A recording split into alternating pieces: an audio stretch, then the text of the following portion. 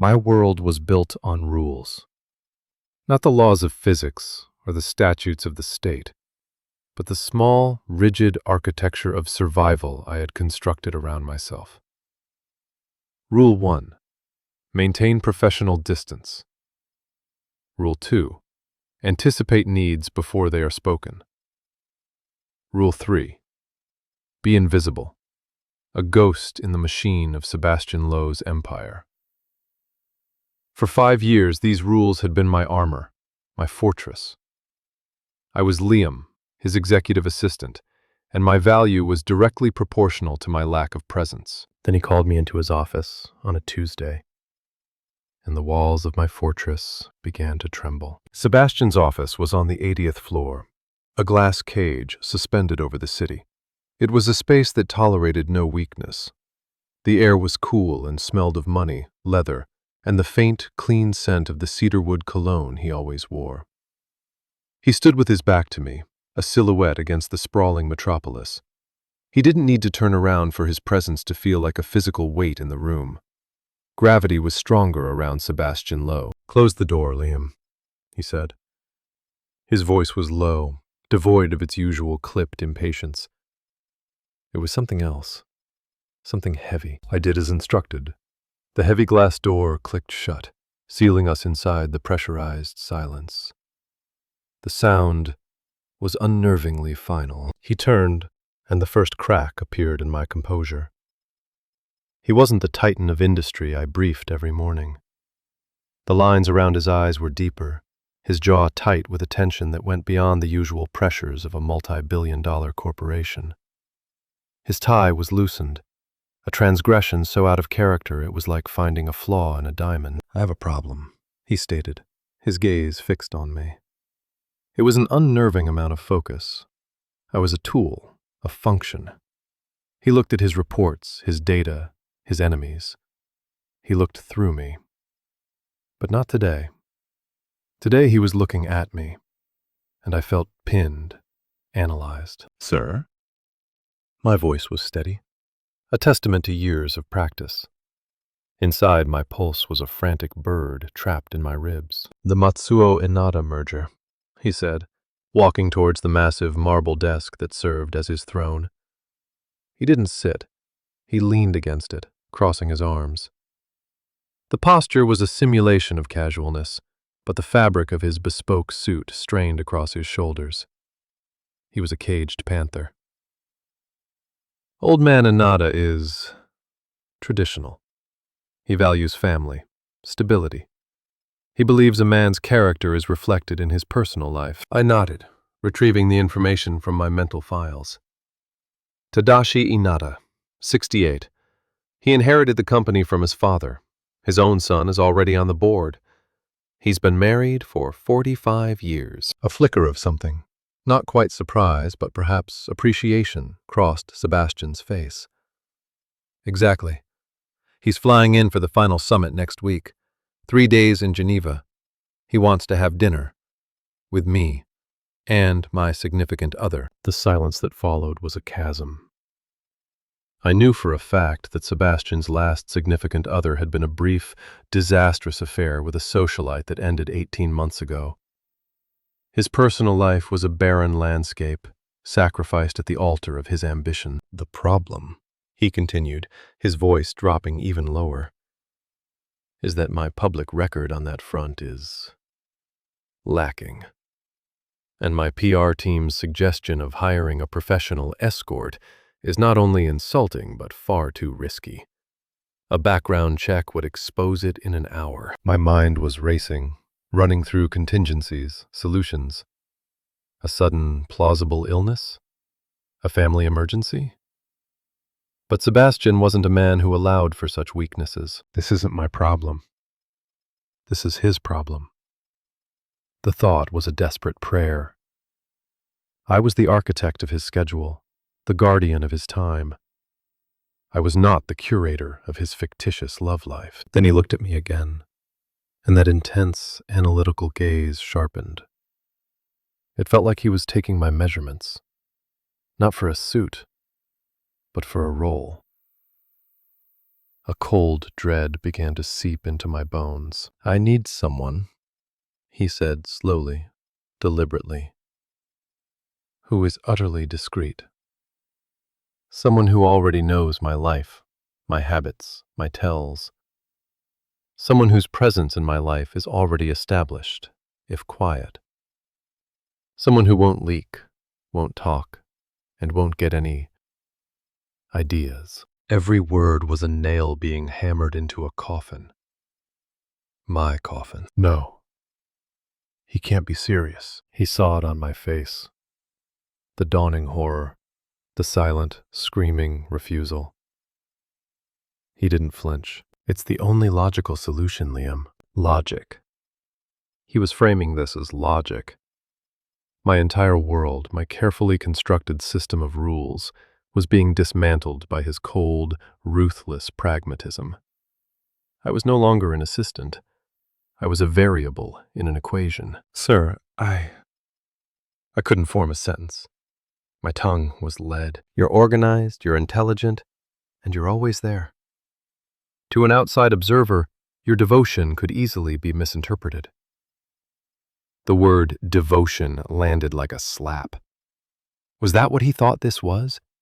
Not professionalism, not dedication to my job, but devotion? The irony was a bitter pill. My devotion was to the order he provided, the rigid structure I could lose myself in. It had never been about him. Liar. The thought came from a dark, hidden corner of my mind. I shoved it down. "Think of it as the most critical task I've ever assigned you," he continued, pushing off the desk and closing the small distance between us. The air grew warmer, thick with his scent. Cedarwood and something else. Something purely him. It was overwhelming. "For 3 days, you are not my assistant. You are my fiancé." He said the word fiancé as if it were a project code name, devoid of all emotion, all meaning. But it hung in the air between us, grotesque and shimmering. "Your compensation will be significant," he added, as if that was the part I was hesitating on. I couldn't breathe. My armor was gone. My fortress was rubble. He wasn't asking. He was informing me of a decision that had already been made. I was a chess piece he was moving across the board. "People will talk," I managed, the words feeling foreign in my mouth. "Let them," he said, a flicker of his old, arrogant fire returning to his eyes. "The narrative will be a quiet, long-term relationship we kept private to protect it from the press. It's plausible. You're plausible. You're plausible." I was a believable lie. I looked at him. Truly looked at the man I had served for 5 years. The sheer, unyielding force of his will was a physical thing. Arguing was pointless. It would be like arguing with a hurricane. My only choice was how I would weather the storm. My silence was my assent. He knew it. He gave a curt nod. The matter settled. "Good. We fly out Monday. We'll be sharing the presidential suite at the Beau Rivage, 4 appearances." Sharing a suite. The words echoed in the sudden, terrifying emptiness of my mind. "Get a new suit," he commanded, his voice already back to its normal, clipped tone as he turned away, the moment of strange intimacy evaporating. "Something less functional. And a ring. Charge it to my personal account." He was already moving toward his computer, his focus shifting back to the Empire. The conversation, the one that had just shattered my entire existence, was over for him. For me, it was just beginning. I walked out of his office, the heavy door closing behind me, and the ghost in the machine felt terrifyingly, undeniably solid. The flight to Geneva was a masterclass in cognitive dissonance. I sat in seat 2A, a leather cocoon of privilege, across the aisle from Sebastian in 2B. To the flight attendant offering us champagne, we were a couple. The way he'd passed me my boarding pass, his fingers brushing mine for a fraction of a second too long, was a calculated performance. I felt the jolt of it like static electricity, a shock that traveled up my arm and settled as a tremor in my chest. This is a role. This is a job. I repeated the mantra internally, a desperate litany against the rising tide of panic. Sebastian, for his part, was infuriatingly composed. He had a file open on his tablet, his expression as unreadable as ever. But I knew his tells. The slight, repetitive tap of his index finger against the tablet's edge, the almost imperceptible tension in his jaw. He wasn't as calm as he appeared. The thought should have been comforting, a sign that he was also feeling the strain of this charade. Instead, it only heightened my own anxiety. If this was affecting him, the master of control, what chance did I have? I spent the 8-hour flight in a state of hyper-awareness. Every shift of his weight in his seat, every time he sighed and rubbed the back of his neck, every sip of water he took, I logged it all. My brain, so used to observing him for professional cues, was now cataloging these details with a dangerous new intimacy. The way a stray lock of dark hair fell across his forehead when he leaned forward to read, the faint stubble darkening his jawline, rougher than his usual impeccable shave. This is an observation exercise, I told myself. To play the part, I need data. It was a flimsy shield. The Beau Rivage Hotel was an exercise in old-world opulence. Marble floors, cavernous ceilings, and the hushed, reverent silence of serious money. The concierge greeted Sebastian by name, his eyes flicking to me with polite, practiced curiosity. Your suite is ready, Mr. Lowe. The presidential suite, as requested. Sebastian placed a hand on the small of my back as we followed the bellhop. The touch was a brand. It was light, possessive, and utterly public. It was for the benefit of the concierge, the bellhop, anyone who might be watching. I knew this. My logical mind understood the mechanics of the gesture, but my body betrayed me. Heat bloomed where his hand rested, a dizzying warmth that spread through my entire system. I had to consciously focus on putting one foot in front of the other. Breathe. It's not real. The suite was larger than my apartment. A sprawling living area with a fireplace, a dining room, a small office, and floor-to-ceiling windows overlooking Lake Geneva. It was beautiful, sterile, and terrifying. The bellhop deposited our luggage and discreetly vanished. The door clicked shut, and the silence descended again. But this was a different silence than the one in his office. This was a domestic silence, a shared space silence. It was 1,000 times more dangerous. There was only one door leading off the main living area, besides the one to the hallway. My heart sank. Sebastian seemed to follow my gaze. He walked toward it, his footsteps unnervingly loud on the hardwood floor, and pushed it open. The bedroom. And in the center of it, a vast, unforgiving king-sized bed. A single bed. My carefully constructed composure crumbled. There's only one bed, I stated, my voice flat with a panic I was desperately trying to conceal. Sebastian turned, his expression unreadable. It's the presidential suite, Liam. They assume the occupants will be sharing a bed. I can take the sofa, I offered, gesturing vaguely back toward the living room. The sofa was a sleek, modern affair of leather and chrome. It looked profoundly uncomfortable. I didn't care. I would have slept on the floor. No, he said. The word sharp, absolute. He walked back into the living room, stopping in front of me. He was too close again.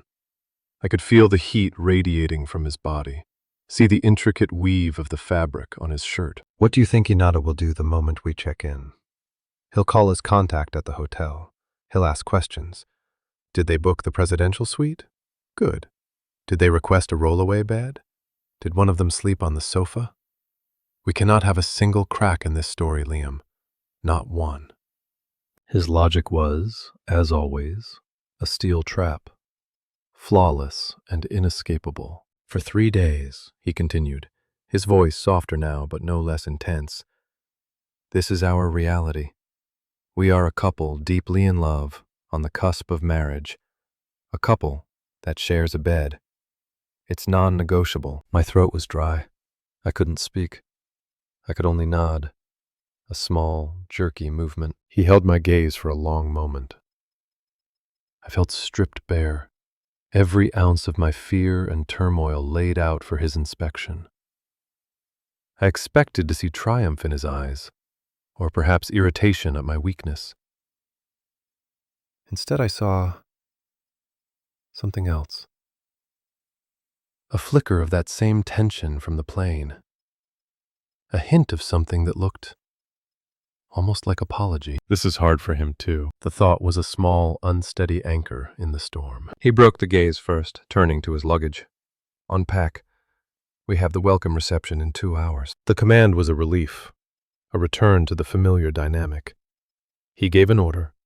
I followed it. I could do that. I could unpack a suitcase.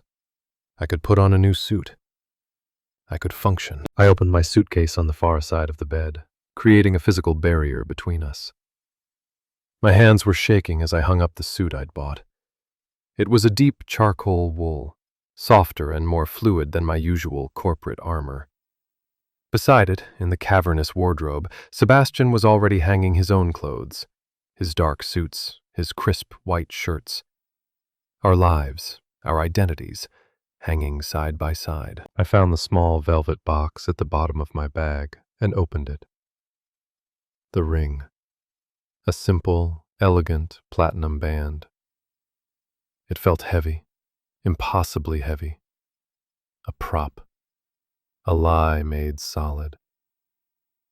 I slipped it onto the fourth finger of my left hand. It was cool against my skin. Foreign. I held up my hand, turning it in the light. It looked wrong. Absurd. It fits. Sebastian's voice came from directly behind me. I hadn't heard him approach. I flinched, spinning around. He was standing just a foot away, holding his own tie, the one he'd wear to the reception. His eyes weren't on my face. They were on my hand. On the ring. I guessed your size, he said, his voice a low murmur. The idea that he knew my ring size, that he had paid enough attention to me to even be able to guess, sent a fresh wave of dizzying confusion through me. He was a man who forgot his own mother's birthday if I didn't put it in his calendar. It's fine, I managed. He finally lifted his gaze to meet mine. The space between us felt charged, humming with an energy I didn't understand. The air was thick with the scent of his cologne, the clean smell of the laundry soap on his shirt, the faint, warm, human scent of his skin. My senses were on fire. This is not sustainable. I couldn't survive 3 days of this. He didn't move. He just watched me. His expression a complicated mask of something. I couldn't name it. It wasn't the CEO. It wasn't the fake fiancé. It was just Sebastian. And that was the most terrifying thing of all. The first night was a landscape of exquisite torture. After the reception, a blur of fake smiles and firm handshakes, where Sebastian's hand never left my back, we returned to the suite. The forced intimacy of the public sphere was one thing. The looming, private intimacy of that bedroom was another. We undressed in a silence so profound, I could hear the blood pounding in my ears. I moved with a mechanical precision, folding my clothes, placing them on a chair, avoiding looking at him, avoiding looking at the bed. I was building a wall of routine around myself, a fragile defense against the encroaching reality. I could feel him moving behind me. The rustle of fabric, the soft thud of shoes on the carpet. My entire consciousness was focused on the space behind my back, mapping his presence through sound alone. When I finally turned, wearing a plain gray t-shirt and pajama pants that suddenly felt flimsy and inadequate. He was already on his side of the bed, propped against the headboard with a tablet. He wore a similar t-shirt, dark blue, the soft cotton clinging to the defined lines of his shoulders and chest. My eyes snagged on the sight for a barest second before I looked away, my face hot. It's just a body. It's just a bed. My internal monologue was becoming increasingly unconvincing. I walked to the other side of the bed. My side. The distance felt both immense and non-existent. I slipped under the cool, crisp sheets. They smelled faintly of lavender and starch. I lay stiffly on my back, my hands folded on my chest, my body a rigid plank of tension. I could feel the heat of him across the mattress, a low-level thermal radiation that my skin seemed to drink in. The bed was a continent, and he was a sun on the far horizon. Yet I could feel his warmth. "You can relax, Liam," he said, not looking up from his screen. "I'm not going to bite." The dry, almost ironic tone of his voice did nothing to soothe me. It only highlighted the absurdity of our situation. "I am relaxed," I lied. My muscles were so tight they ached. He made a low sound in his throat, a non-committal hum, and continued to read. The only sounds were the faint swipe of his finger on the screen and my own ragged, too loud breathing. I tried to regulate it, to match the slow, steady rhythm of his. I could just barely hear it, a soft, even cadence that spoke of a calm I couldn't fathom. Focusing on his breathing became a strange, hypnotic obsession. Inhale, exhale. A living metronome in the suffocating quiet. After what felt like an eternity, he set the tablet on the bedside table and switched off his lamp.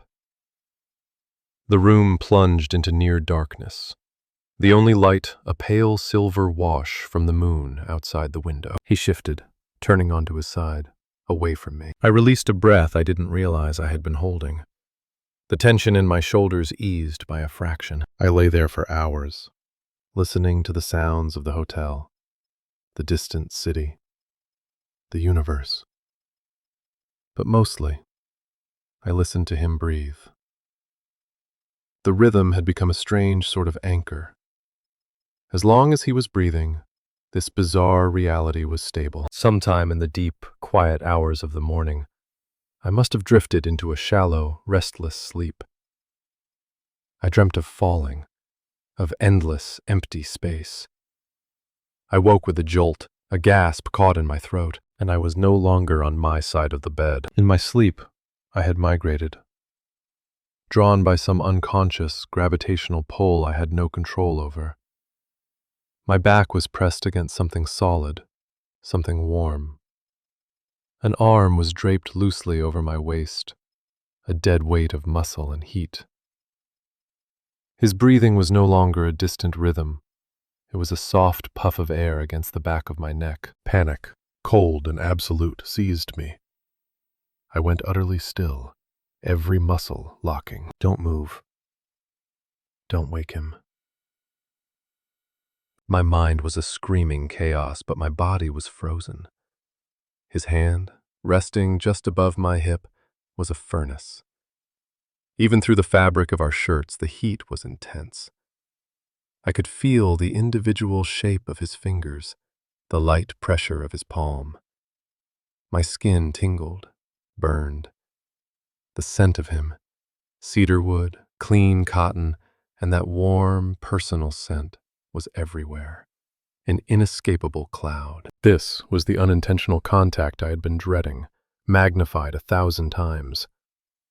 This wasn't a fleeting brush of fingers. This was a full-body collision in the dark. I tried to think, to analyze. He was asleep. He didn't know. This was an unconscious act, meaningless.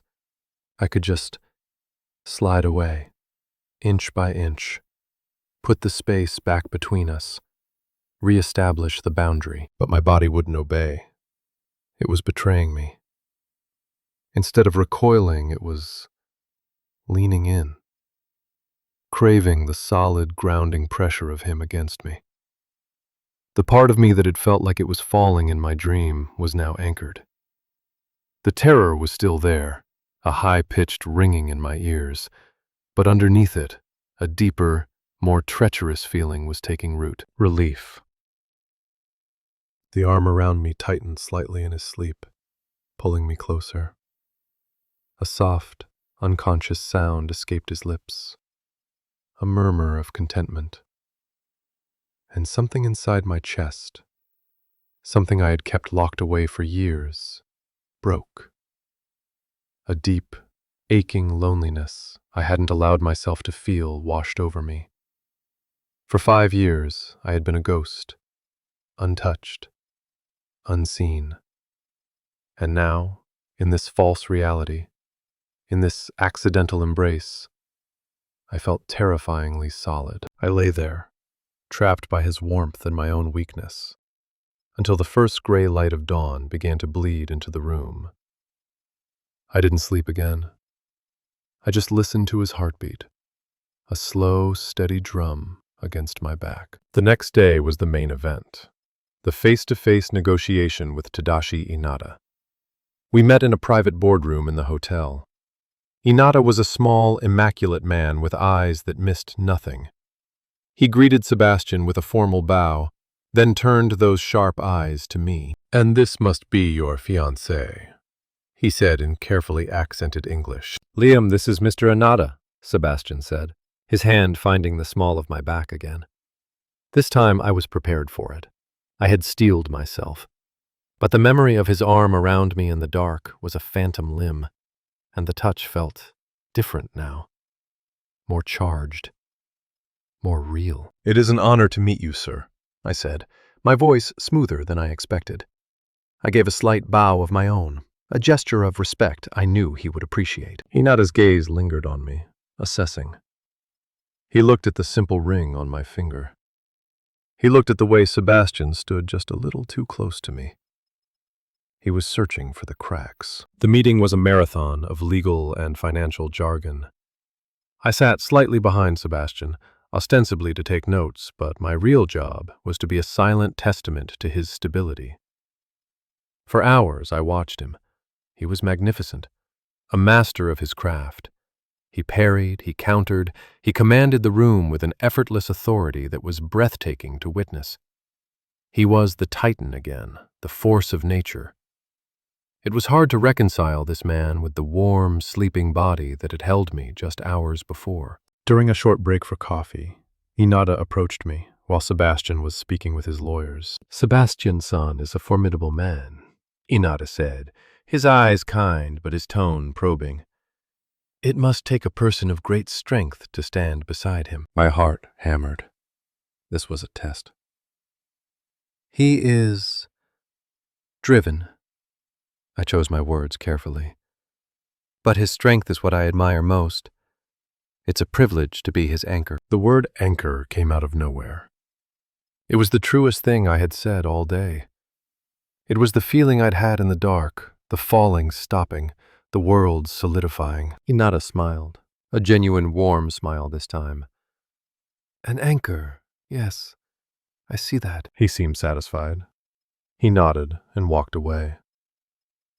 I let out a slow breath, my hands trembling slightly as I picked up my coffee cup. Later, during the final, tense phase of the negotiation, I saw it.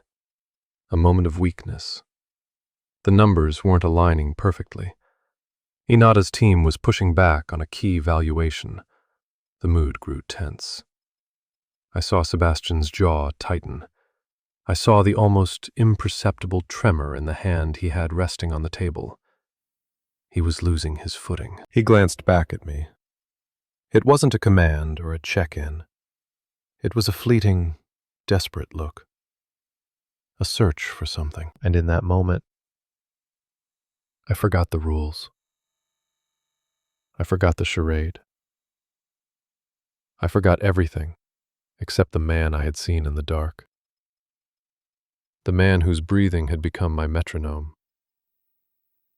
I met his gaze, and I held it. I didn't smile. I didn't nod. I just looked at him, and I poured every ounce of my own hard-won composure, every bit of the steadiness I had cultivated over the years, into that look. I tried to communicate everything I'd said to Inata, and more. I'm here. You're not alone. Be the man I know you are. It was the longest few seconds of my life. The world seemed to narrow to the space between our eyes. The chatter of lawyers, the rustle of papers, it all faded into a dull roar. There was only his gaze, locked on mine. For the first time, I felt like he wasn't just looking at me. He was seeing me. He saw the fortress, the rules, the loneliness. And he saw the anchor. A subtle shift occurred in his expression. The tension in his shoulders eased. He took a slow, deep breath. He broke the gaze, turning back to the table, and when he spoke, his voice was calm, steady, and utterly commanding once more. "Gentlemen," he said, "let's look at this from a different angle." He had found his footing. My heart was pounding, a wild, frantic drum against my ribs. The gaze had been a physical connection, a current of energy that had passed between us. It had stripped away a layer of my armor, and I knew, with a terrifying certainty, that I could never get it back. The deal was done. The handshake between Sebastian and Inata was firm. The atmosphere in the room transformed from tense to celebratory. Champagne was poured. Smiles, which had been strained and tactical, became genuine. I watched from the periphery, a ghost once more, as Sebastian accepted congratulations. He was luminous, radiating success. No one saw the tremor that had shaken him. No one saw the desperate glance he had thrown me. No one but me. The celebration dinner that night was at a restaurant that probably had a waiting list a year long. It was loud and opulent. Inata was in high spirits, regaling the table with stories. I sat beside Sebastian, playing the part of the proud, supportive fiancé. I smiled when appropriate, laughed at the right moments. But my mind was elsewhere. It was replaying that gaze, the raw vulnerability in his eyes, and the quiet strength he had seemed to draw from me. The hand on my back had returned, but now it felt different. It wasn't a prop.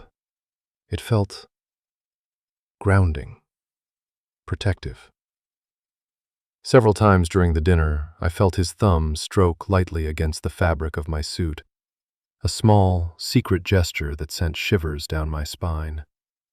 Each time, my breath would catch, my entire system lighting up with a quiet, frantic alarm. We finally escaped back to the suite close to midnight. The moment the door clicked shut, the energy that had sustained Sebastian all evening seemed to drain out of him in a rush. He shrugged off his jacket, letting it fall to the floor in a heap, an act of carelessness so profound for him, it was shocking. He walked to the window, undoing his tie and pulling it free, his shoulders slumping. "We did it," he said, his voice rough with exhaustion. He wasn't speaking to me, but to the glittering city reflected in the glass. "You did it," I corrected softly. It was incredible to watch. He turned from the window, and the sight of him stole the air from my lungs. The Titan was gone. In his place was a man who looked utterly, bone-deeply weary. The lines of fatigue around his eyes were stark canyons in the soft light of the suite.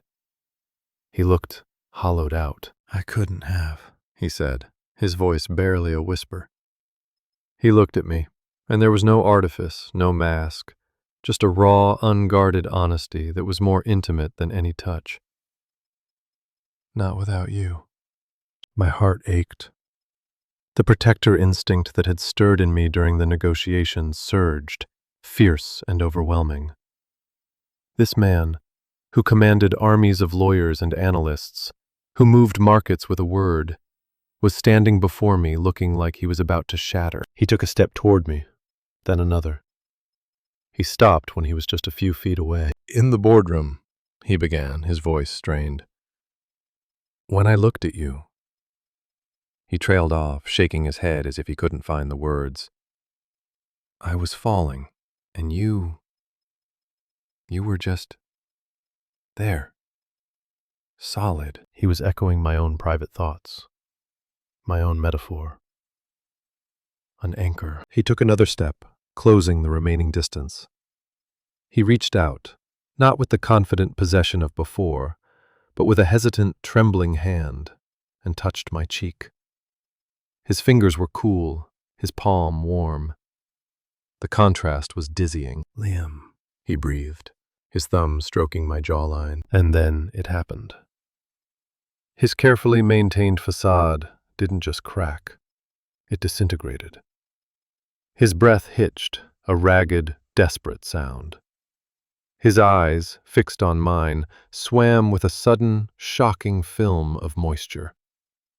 The hand on my face began to tremble more violently. "I can't," he choked out, his whole body shuddering. "I'm so tired." It wasn't just about the deal. It was about everything. The pressure, the loneliness, the crushing weight of the empire he carried on his shoulders. It all came pouring out in that single, fractured confession. My training, my rules, my fear, it all evaporated. There was no CEO. There was no assistant. There was only Sebastian, breaking apart in front of me. My own hands came up, closing over his, holding it to my face. A silent, instinctive offering of support. "I know," I said, my voice thick with an emotion I couldn't name. "I know." His composure completely broke. A dry sob escaped him, a sound of such profound pain and exhaustion, it felt like a physical blow. He swayed, and without thinking, I stepped forward, wrapping my arms around him, pulling him against me. He collapsed. He didn't just lean. He fell into me, his full weight pressing me back a step. His arms came around my waist, clinging to me with a desperate strength. He buried his face in the crook of my neck, and I felt the damp heat of his tears against my skin. His body was racked with silent, violent tremors. My own arms tightened around his shoulders, holding him together. I was no longer the observer. I was the anchor. I was the fortress. I held him, murmuring soft, meaningless words. "It's okay. I've got you. It's okay." I could feel the frantic beating of his heart against my chest. Or maybe it was my own. They were indistinguishable. I breathed in the scent of him. No longer just cedarwood, but something raw and human and real. The rough texture of his stubble abraded my neck. The sheer, solid mass of him in my arms was the most real thing I had ever felt. The power dynamic had not just shifted. It had inverted, shattered, and reformed into something new and terrifying and beautiful. He, the center of my universe, was clinging to me, his moon. And I, who had spent years making myself smaller, invisible, was holding him up. We stood there for a long time, locked in that desperate embrace in the silent, opulent suite. His shudders slowly subsided, his breathing evening out into deep, ragged sighs against my neck. But he didn't let go. If anything, his grip tightened, as if he were afraid I might disappear. I had no intention of going anywhere. The world had been remade in the space of a single heartbeat. Eventually, the tremors ceased. His breathing deepened into the slow, familiar rhythm I had memorized in the dark. But he remained, his face pressed into my neck, his arms locked around me. The weight of him was immense, grounding. It was the weight of a trust I had never imagined being given. My own fear had been burned away, replaced by a fierce, startling clarity. The lines were gone. The roles of CEO and assistant, the pretense of the engagement. It was all ash. There was only this raw, desperate connection in the quiet of a hotel room thousands of miles from home. Slowly he stirred. He didn't pull away, but he lifted his head, his cheek still resting against mine. His breath was warm on my skin. "Liam," he murmured, his voice thick and rough. It was a sound of pure vulnerability. I didn't answer. I couldn't. I just held him, my hands stroking the back of his head, my fingers tangling in the soft hair at his nape. He shifted again, pulling back just enough to look at me. His face was a wreck. His eyes were red-rimmed, his skin flushed. He looked exhausted and exposed, and more human than I had ever seen him. He searched my face, his gaze raw and questioning. He was looking for disgust, for pity, for the professional mask to snap back into place. He found none of it. He only found me. The silence stretched, thick and heavy with everything that had just happened.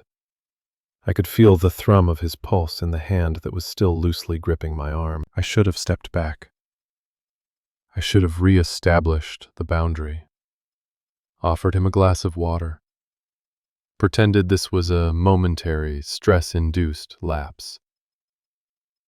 That would have been the professional thing to do. The safe thing to do. But I was done with being safe. The fortress was gone, and I found I didn't want to rebuild it. I was about to take a small step back, to give him space he might need, when his grip on my arm tightened, a quiet, desperate pressure. "Don't," he whispered. The word was a command, a plea, a revelation. It hung in the air between us, a single thread holding the entire world in place. Don't move. Don't leave. Don't go back to the way things were. That one word was the final threshold. It was the direct challenge, the question laid bare. It made the unspoken explicit. This was no longer about a deal. This was no longer about a breakdown. This was about what came next, and he was leaving the choice to me. My entire life, I had followed rules. I had deferred. I had observed. I had never, ever chosen. I had built a life out of reactions, not actions. Now, I had to choose. I could retreat. I could put the armor back on, piece by painstaking piece, and we could fly home tomorrow and pretend none of this ever happened. We could go back to being Sebastian Lowe, CEO, and Liam, his invisible assistant. We could live in the ruins of my fortress, surrounded by the ghosts of what had happened in this room, or I could stay. I could choose this terrifying new landscape where there were no rules, no maps, where the man who held the world in his hand was holding on to me like a lifeline. I looked into his eyes, saw the fear and the hope warring there. The same war that was raging inside me. You feel this too, don't you? This gravity, this pull. My heart hammered against my ribs, a frantic, desperate beat. This was the most terrifying moment of my life. More terrifying than the fake engagement, more terrifying than sharing his bed, more terrifying than his collapse. Because this was real, I made my choice, slowly, deliberately. I raised my hand and cupped the side of his face, my thumb tracing the line of his jaw where his stubble was rough against my skin. I leaned in, closing the last inch of space between us, and rested my forehead against his. I felt a shudder go through him, a sharp intake of breath. It was a feeling of surrender. His surrender. And mine. I started, my voice barely a whisper, the words catching in my throat. I had to say it. I had to dismantle the lie myself. This was never about the deal for me. The confession hung in the charged space between our lips. It was the truth, the one I had been hiding even from myself. The meticulous observation, the memorization of his habits, the ache of loneliness. It had always been about him. The fake engagement hadn't created the feeling. It had only given it a name. He closed his eyes, a look of profound, painful relief washing over his face. I know, he breathed. For me either. He opened his eyes again, his gaze dark and intense. I think I manufactured the crisis just to have an excuse to bring you closer. The honesty of his confession was a physical blow. The ruthless CEO, the master strategist, had orchestrated this entire charade, not for a merger, but for me. Because he couldn't find another way to breach the walls I had built. The walls he had, in his own way, helped construct. The last wall inside me crumbled to dust. The truth was out. The lie was gone. There was nothing left to hide behind. Sebastian, I whispered, saying his first name without a title for the first time. It felt both foreign and perfectly natural on my tongue. He didn't need any other words. He understood. His other hand came up, mirroring mine, cradling my face as if I were something infinitely precious. He searched my eyes one last time, a silent question that I answered with a barely perceptible nod. And then he was closing the final distance. It wasn't a kiss of passion, not in the way stories describe it. It was a kiss of desperate, aching relief. It was the feeling of a drowning man finally breaking the surface. The pressure of his lips against mine was soft, hesitant at first, then firming with a certainty that sealed the unspoken pact between us. It was a collapse. A surrender. My hands slid from his face to tangle in his hair, pulling him closer. His arms wrapped around me again, lifting me slightly, pressing me back against the unyielding wall as if he couldn't get close enough. It was a frantic, desperate embrace, a collision. I wasn't his anchor anymore. We were each other's. Two collapsing stars caught in a shared orbit, spiraling into a new center of gravity. I could feel the frantic beat of his heart, the warmth of his skin, the solid reality of him. The scent of him was all-consuming. The faint, rough scrape of his stubble, the soft pressure of his mouth. My senses were overloaded, short-circuiting. When we finally broke apart, gasping for air, we didn't move away. We remained pressed together, foreheads touching, breathing the same air. The silence that returned was not empty or tense. It was full. It was a sanctuary. He rested his head in the crook of my neck again, not with the desperation of before, but with a deep, weary contentment. I held him, my cheek resting on the top of his head, my eyes closed. The war was over. The fortress was a memory. And in the ruins, something new and fragile and terrifyingly real was beginning to grow. We didn't talk for a long time after that. Words felt clumsy, inadequate for the new language our bodies had learned. We moved in a slow, dazed ballet, shedding the last of our formal clothes, the remnants of the roles we had been playing. We finally slipped into the vast bed, but this time there was no continent of space between us. This time, we met in the middle. He pulled me against him, my back to his chest, his arm wrapping securely around my waist. It was the same position I had woken up to in terror, but now it was a haven. His chin rested on my shoulder, his breath a warm, steady presence against my cheek. My hand came up to cover his where it lay on my stomach, my fingers lacing with his. His hand was so much larger than mine, his grip firm and grounding. The silence in the room was no longer a weapon or a void. It was a blanket. It was the comfortable, easy quiet of two people who had nothing left to prove, nothing left to hide. The tension that had been a constant thrum beneath my skin for days, for years, was gone. In its place was a profound, bone-deep stillness. I could feel the slow, steady beat of his heart against my back. It was the same rhythm I had clung to in the dark, but now it felt like my own. Our breathing synced, a quiet, shared cadence in the dark room. This was the new silence. The aftermath. I lay awake, listening to the city settle outside, feeling the solid weight of him behind me.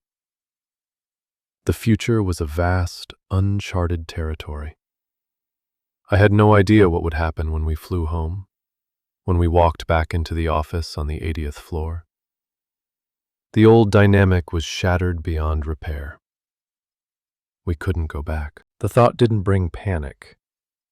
It brought a quiet, steadying peace. "Liam," he murmured against my ear, his voice thick with sleep. "I'm here," I whispered back. He squeezed my hand. "Good." And that was it. That was the unspoken pact. It wasn't a plan. It wasn't a promise of forever. It was just good. It was an acknowledgement of the new reality. We would figure it out. Together. I finally let my eyes drift shut, not to a restless sleep of falling, but to a deep, dreamless peace I hadn't known was possible. For the first time in my adult life, I felt completely and utterly safe. The next morning, I woke to the smell of coffee. I opened my eyes, and for a disoriented moment, I didn't know where I was. Then I felt the empty space beside me in the bed, the lingering warmth on the sheets. I sat up. Sebastian was standing by the window, a mug in his hand, already dressed in a simple pair of trousers and a dark sweater. He was watching the sun rise over the lake. He looked calm. The crushing weariness was gone, replaced by a quiet stillness that matched the morning. He must have heard me move because he turned. He didn't smile, not exactly, but the look in his eyes was soft, open. It was the same look from the night before, the one that saw everything. "I ordered coffee," he said, his voice a low rumble in the quiet room. I nodded, my throat too tight to speak. I slid out of bed, feeling exposed and clumsy in my t-shirt and pajama pants. I found my own mug on the small table, still steaming. I wrapped my hands around it, the warmth a welcome anchor. I walked to the window and stood beside him, not touching, but close enough to feel his body heat. We stood in silence, watching the light paint the sky in shades of pink and gold. It was the most comfortable silence I had ever experienced. The deal was won. The lie was over. But the thing that had grown between us in the pressure and the panic was still there, fragile and real in the morning light. My old life was a fortress built to keep the world out. I had thought its walls were a sign of strength, but standing here, beside him, I understood. True strength wasn't in the armor you wore. It was in having the courage to finally take it off.